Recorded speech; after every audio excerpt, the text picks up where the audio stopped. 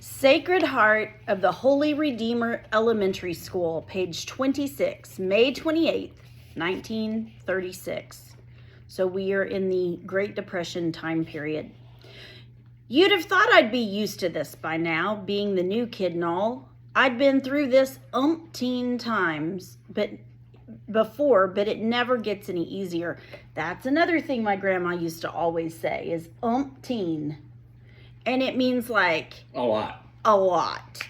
But it's kind of an old exaggeration for like I've done this a million times. I've done this umpteen times. But it never gets any easier. Still, there's certain things every school's got, same as any other. Highlight that sentence. There's certain things every school's got, same as any other. Universals, I call them. Highlight that. So she has a list of things that she's discovered no matter where she is. Schools all have these same things. And she calls them universals. Walking into the schoolhouse, I smelled the familiar chalky air, heard fidgety feet rustling under desks, felt the stairs. I took a seat near the back. My one consolation was that I knew these kids, even if they didn't know me. Now, did she really know these kids? It's her first day. Nah. Yeah, she didn't really know them, but she meant she knows what kinds of kids are in every school. Kids are universals too, in a way. Every school has the ones who think they're a little better than everybody else, and the ones who are a little poorer than everybody else. And somewhere in the mix, there's usually ones who are pretty decent. Those were the ones who made it hard to leave when the time came, and sooner or later, it always came. Highlight. Every school has the ones who think they're a little better than everybody else, the ones who are a little poorer than everybody else, and somewhere in the mix, there's usually ones who are pretty decent. And those are the ones that made it hard for her to leave when she had to go. I guessed I'd never find out who was who around there, it being the last day of school and all. The books were already stacked on shelves for the summer. The blackboard was just that, black. No math problems, no spelling words. Then a girl with a rosy round face spoke up. I bet you're an orphan. So Letta Taylor, a skinny red-haired girl scolded. Why would you say such a thing?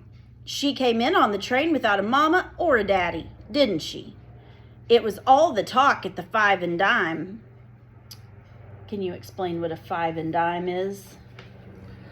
Why, certainly. A five and dime, also referred to when I was a kid as TG and Y. It's just a place where you can buy small things. They don't cost much. And the 5 was a nickel and the dime was a dime.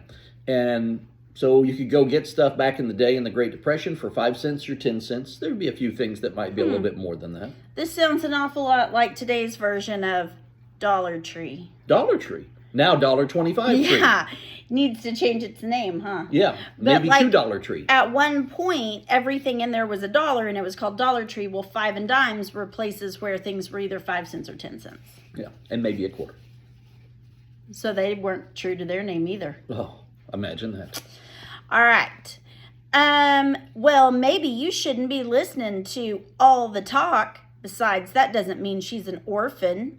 The girl twisted one of her red braids and looked at me. Does it? My face was hot and probably red, but I squared my shoulders. My mother's gone to that sweet by and by. I said it loud enough for everybody to hear since they were all ear-cocked anyway. So they were all listening. And I guess your grandmother also said the sweet by and by. She did. Now we're going to talk about what that means in just a second. Some gave kind of sympathetic looks for my loss. So when you say someone went to the sweet by and by, you're saying that they've passed away. Yes. So she's just told people that her mother passed away. And it's not just passed away. It's they've gone to heaven. Right. But then the next line says, I didn't figure it was a lie since who knew for certain what the sweet by and by was. But everybody thought it was heaven. Everybody thought it was heaven, but she's like, I don't really think I lied. So do you think her mom's really dead? Well, I don't know, and I don't think she knows. Yeah. So most folks seem to think it meant she had died and gone to a better place. But in my book, it just meant, highlight this, she had decided that being a wife and mother wasn't all it was cracked up to be. And when I was 2, she joined a dance troupe in New Orleans. So her mom just went off. But it sounds better for her, she thinks, with these kids to say, well, she went to the sweet by and by. Yes. Because who wants to say, my mom just up and left? Yeah. Ran off with the dance troupe. It's like running off with the circus. I had no memory of my mother, so it was hard to miss her. But I continued answering their next question before they could ask it. I got a daddy. I'd often been asked about my mother, but until now I'd never had to explain the whereabouts of Gideon. He was always with her. He was until then. It wasn't fair, him putting me in this predicament. He's working a railroad job back in Iowa. He says it's not fit living for a girl my age, so I'm here for the summer. I didn't say that the railroad had been fit living for me pretty near my whole life, and I didn't see why this summer was any different. But he's coming back for me at the end of the summer. For some reason, my words rang a little hollow. I wasn't sure if it was the look Hattie Mae and Shady had exchanged the day before or the look of pity on some of those kids' faces just then. Maybe they knew of someone else who got left for good, but Gideon was coming back for me. And I'd have a few choice words for him when he arrived. So that is an example of foreshadowing when she says, Gideon is coming back for me, but my words just rang a little hollow. Highlight that. For some reason, my words rang a little hollow. She's just thinking, I know he's coming back, but there's just something nagging at her. See, Letty, I told you she's not an orphan, said the red-haired girl. I figured Letty must be short for Soletta. They're cousins, said a freckled-faced boy in overalls, as if that explained anything. Your daddy ever seen anyone get flattened by a train? Now, what kind of question is that? It was Letty who said it. Come on, Ruth Ann. You jumped on me for asking a dumb question. What about Billy's? It ain't a dumb question, Billy said. My granddad used to work at the depot, and he tells a story about how a fella got hit by a train in Kansas City. And dead as he was, he stayed on that engine car all the way to the Manifest Depot. Nobody wanted to peel him off, and since he had a round-trip ticket, they let him stay there all the way back to Kansas City. Gross. I think that's called a tall tale. I heard a story like that, Letty said, only it was about a boy who rode a 3-legged horse all the way to Springfield, and... Would you two hush up with your stories and let the poor girl tell her own, Ruth Ann scolded. All eyes were back on me. I don't suppose I have any story to tell, but my name's Abilene. That ain't a name, that's a place, said Billy. You from the one in Kansas or the one in Texas? And there really is an Abilene, Kansas and an Abilene, Texas. Correct. Neither. It doesn't matter where she's from, said a girl with fancy curls that looks like they were done in a beauty parlor. She raised her eyebrows and looked down her nose at me. The fact is, she's living in a saloon in a stone's throw from that spooky Miss Sadie's divining parlor. My mother says that place is nothing but a den of iniquity. Write that down. So the Miss Sadie's divining parlor, the one that's on the path to perdition, this girl's mother says it's a den of iniquity, meaning only bad things happen there. Nothing good ever happened there. The only places I'd seen within a stone's throw from Shady's place were the cemetery and that broken down shack of a house with perdition written on the gate. Truth was, I didn't know what a divining parlor or a den of iniquity was, but you can bet I planned to find out. Shut up, Charlotte, and give the girl a chance to talk, Ruth Ann said again. Well, where are you from? Where's your home? That question always came up real quick. It was a universal. Highlight that. That question always came up real quick. It was a universal, meaning it happened everywhere she went, and I was ready for it. All over. My daddy says it's not down in any map. True places never are. Highlight those two sentences. My daddy says it's not down in any map. True places never are. Another voice, an older voice, spoke from the back of the room. Do you want to be Sister Redempta? Oh, I can be Sister Redempta. I see your father is well versed in the works of Herman Melville. I don't understand why Sister Redempta always sounds German That's British. when you read her. It was That was British. not British. Oh, really? Suddenly, chairs scooted back and the whole class stood. Good morning, Sister Redempta. Moby Dick, to be precise. Good morning, class. I see you've had ample time to meet your new classmate, and this is where the German comes in. Welcome her with tales of dead bodies and dens of iniquity. Oh, I always feel so bad for Sister Redempta. She just gets all over the place when you read her. She raised Multiple personalities. she raised an eyebrow to the class.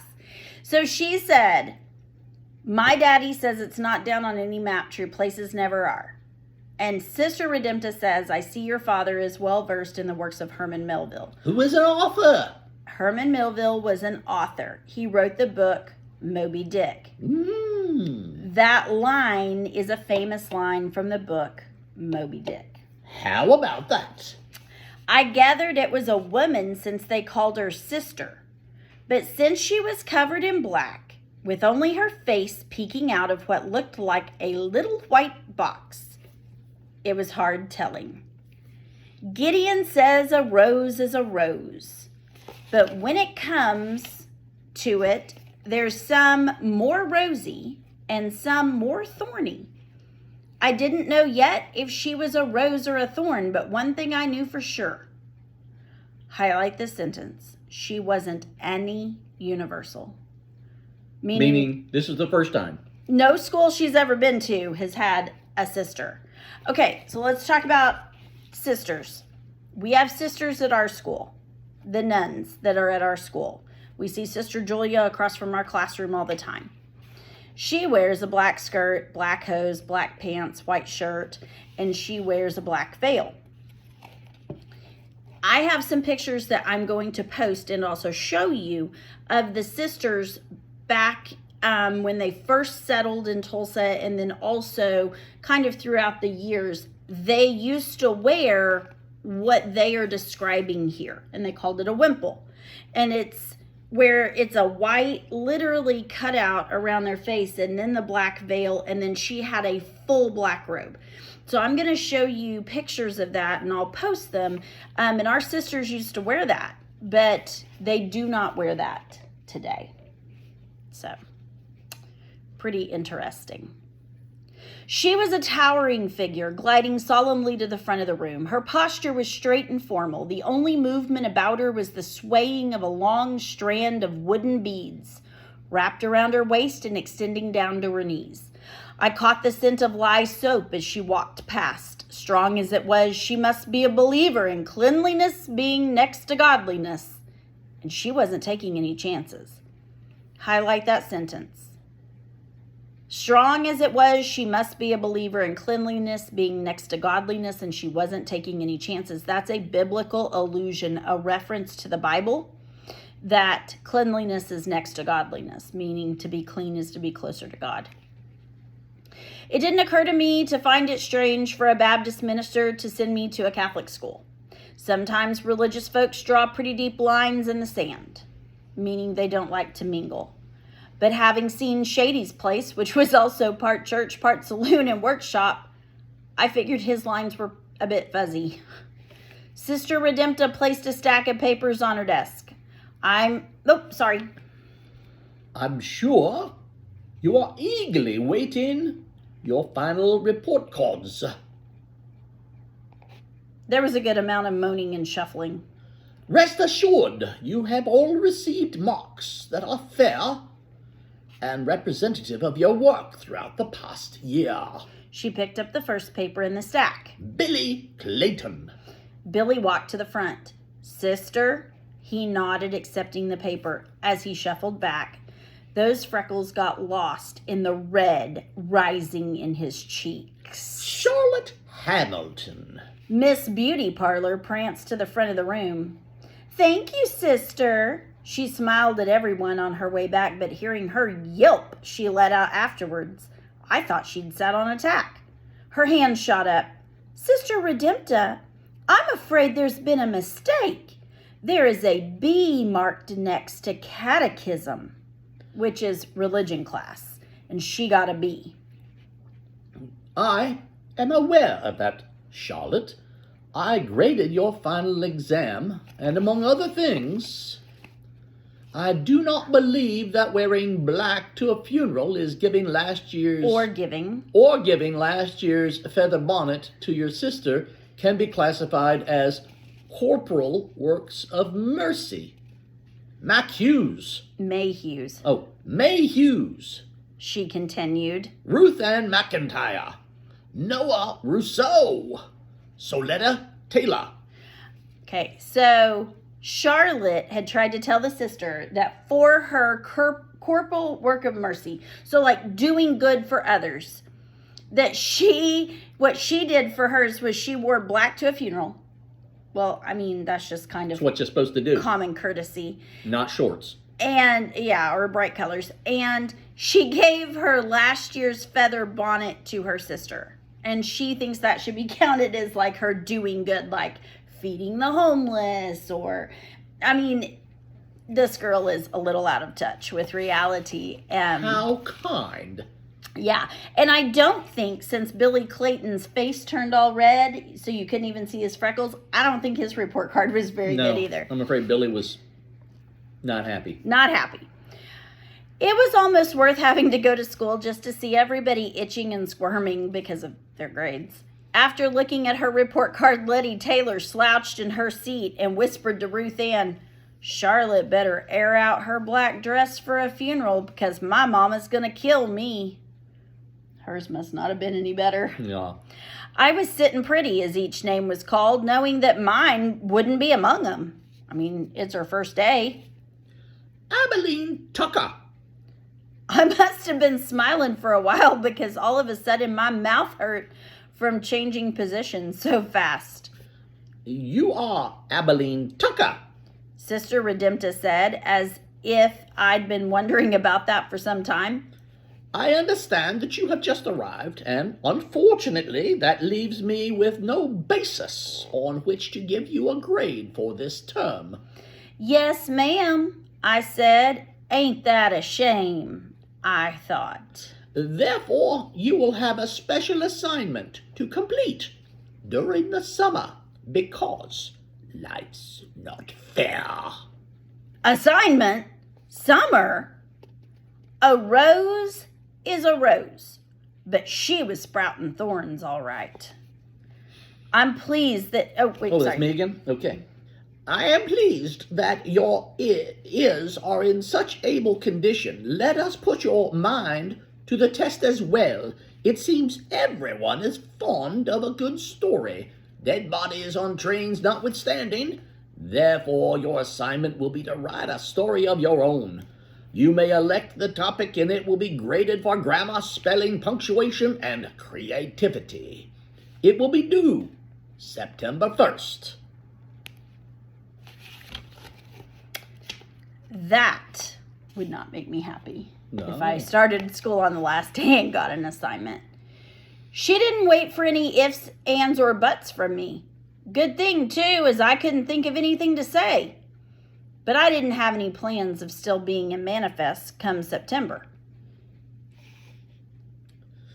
If you need help getting started, She peered out of her white box at the class.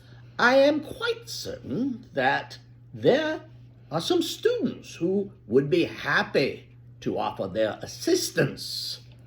There was a god-awful quiet, as nobody even looked my way. I mean, nobody wants to accidentally volunteer to help her. Then...